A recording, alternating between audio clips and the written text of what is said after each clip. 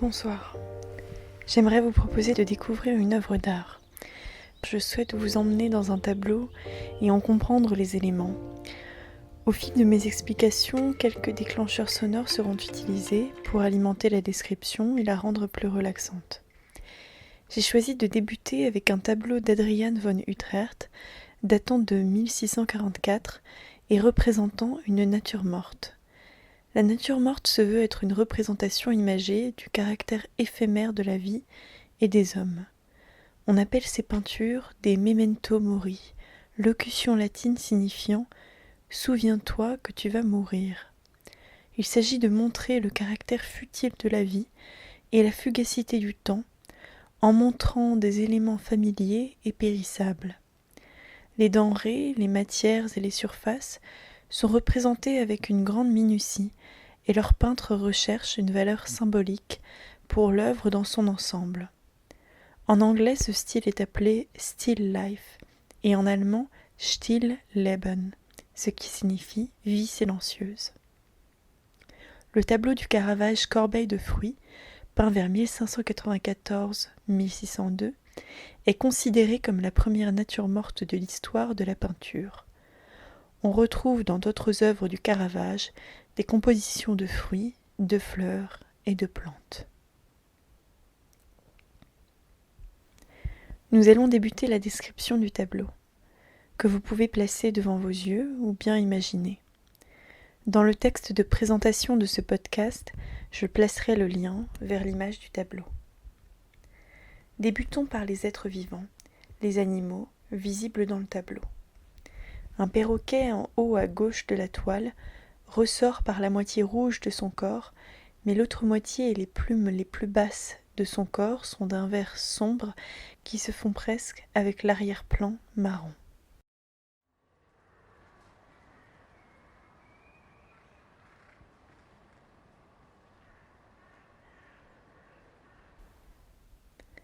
En bas, au milieu, un petit singe attrape une cerise qu'il s'apprête à manger certainement. Sa présence et celle d'un si beau perroquet indiquent la richesse de l'ensemble et du décor. En bas à droite se trouve le dernier animal vivant de la scène, un petit chien blanc tourné vers le singe. Par sa position de profil, il ferme le tableau, comme le perroquet de profil, sur la partie gauche. Le dernier animal est placé sur la table du repas. Il s'agit d'un homard. Il est entouré de victuailles, des fruits et agrumes, de la viande, des fruits de mer, une tourte, des courges. Parmi les fruits, on peut voir des fraises des bois sur le côté droit du tableau dans un grand bol peint, du raisin blanc et rouge, des coings, des mûres, des prunes, des figues, des groseilles, des pommes, des abricots.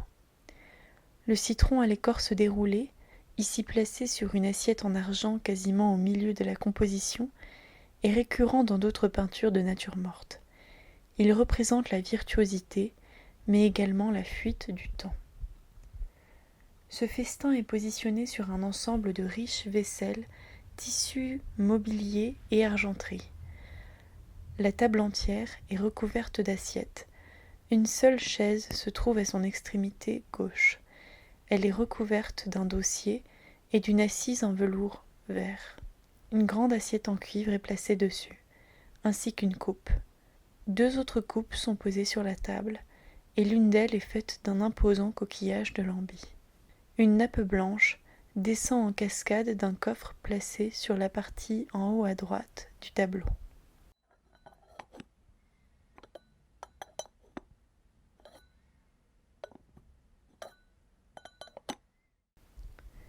Certains éléments du tableau portent une symbolique.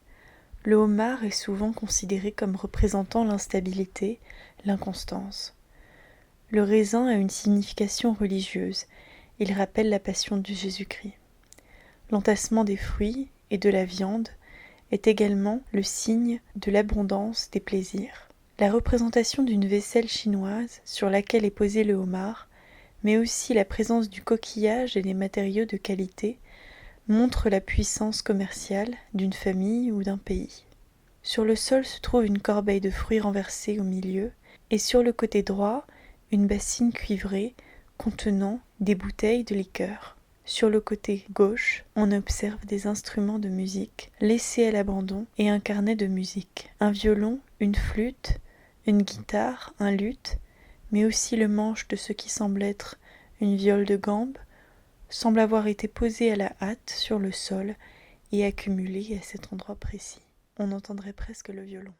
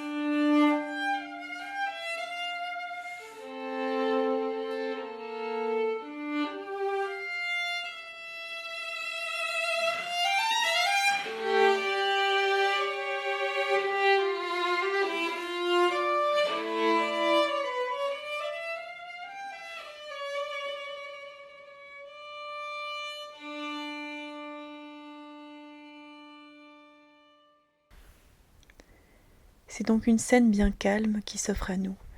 La musique s'est arrêtée, les convives ont terminé de manger après s'être allègrement servis dans le festin.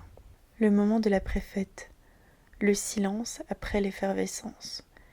Ce calme est aussi là pour nous rappeler des moments de joie et de fête qui ont précédé. C'est l'une des vertus de la nature morte, rappeler à quel point tout passe et se décompose, donc il faut profiter du présent et de ses délices. Adriaen van Utrecht est un peintre flamand. Il est né et mort à Anvers. Il a voyagé à travers l'Europe et il peint ce tableau à l'âge de 43 ans. Il est connu pour ses natures mortes. En Belgique, Bruegel l'Ancien est considéré comme un maître de la peinture de nature morte à l'époque baroque dans les pays du Nord. En France, Jean-Siméon Chardin est connu pour ses peintures de nature morte, parfois jugées d'un réalisme dur et froid, comme par exemple l'Arrêt ouverte, peinte en 1725. D'autres peintres ont joué avec ce style et l'ont adapté dans leur style de peinture, notamment Paul Cézanne et ses nombreuses natures mortes de fruits et légumes dans lesquelles il tentait d'étudier la composition géométrique de l'ensemble. Mais aussi Raoul Dufy, vers 1908, et sa nature morte à la coupe de fruits, vue en plongée et peinte avec des hachures de couleurs vives et tranchées. Ou encore Picasso et sa nature morte à la chaise cannée de 1912, un collage à la manière cubiste qui se rattache à cette tradition par son titre. En 1956, Salvador Dali a même peint une nature morte vivante, avec des objets en lévitation. Il ne pouvait décidément rien faire comme les autres. Beaucoup d'artistes contemporains reprennent encore aujourd'hui le thème de la nature morte et au final, chaque table à la fin d'un repas est bien une nature morte à partir du moment où on la désigne comme telle. Afin de terminer cet enregistrement, n'oubliez jamais d'observer autour de vous. Toujours observer les couleurs, la texture, l'odeur des fruits, des tissus, des matériaux. Écoutez leurs sons et appréciez-les dans leur pureté.